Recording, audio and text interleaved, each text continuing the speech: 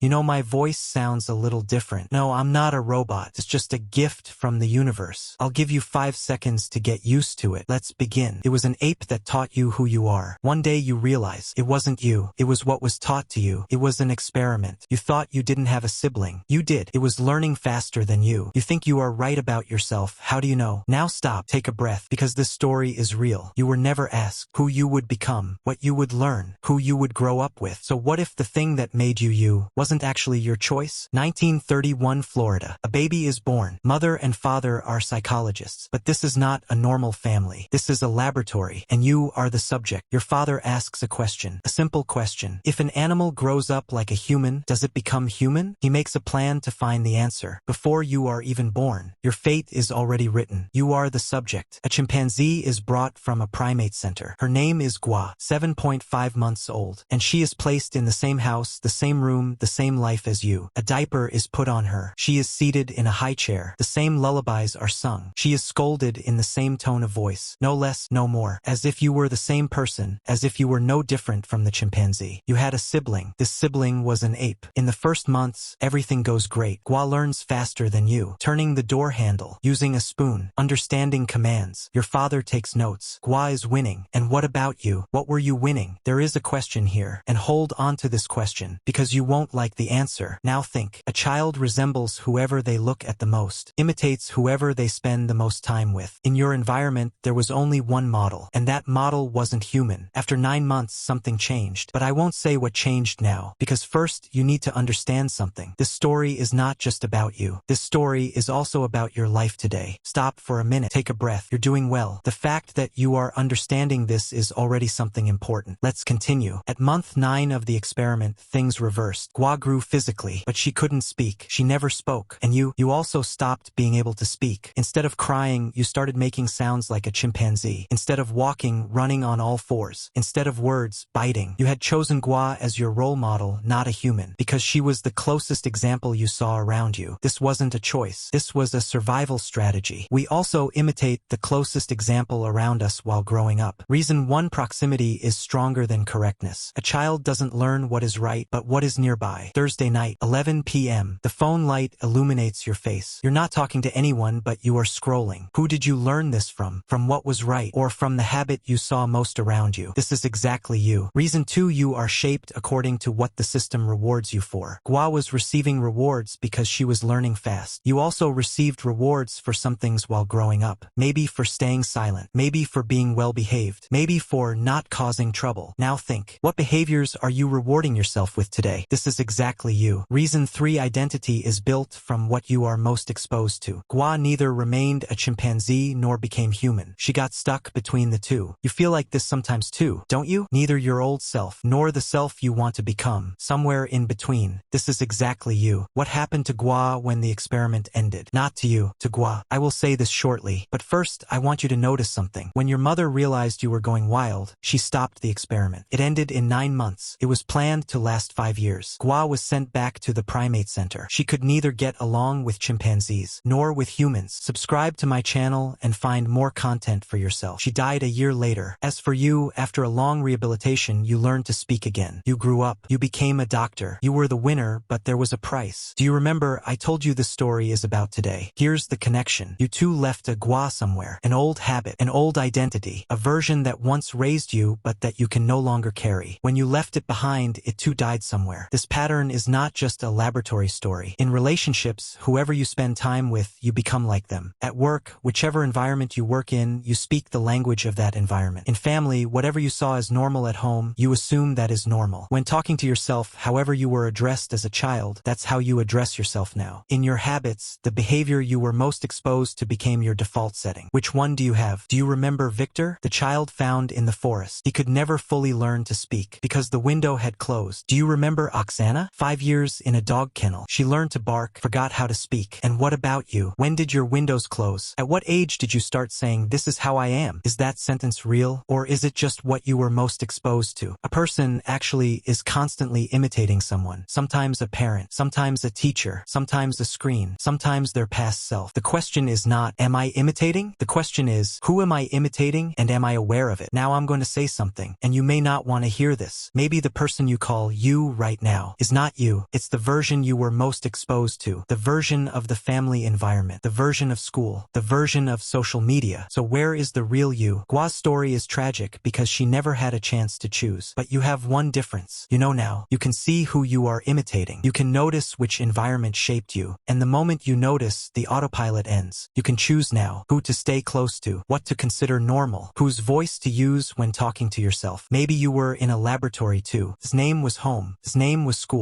His name was work. The experiment never ended. It's just that now, the one watching who you are is you. So now ask yourself, the you of today, whose version is it? Who raised it? Come with me. In the next video, I'm talking about you. Subscribe to my channel and find more content for yourself.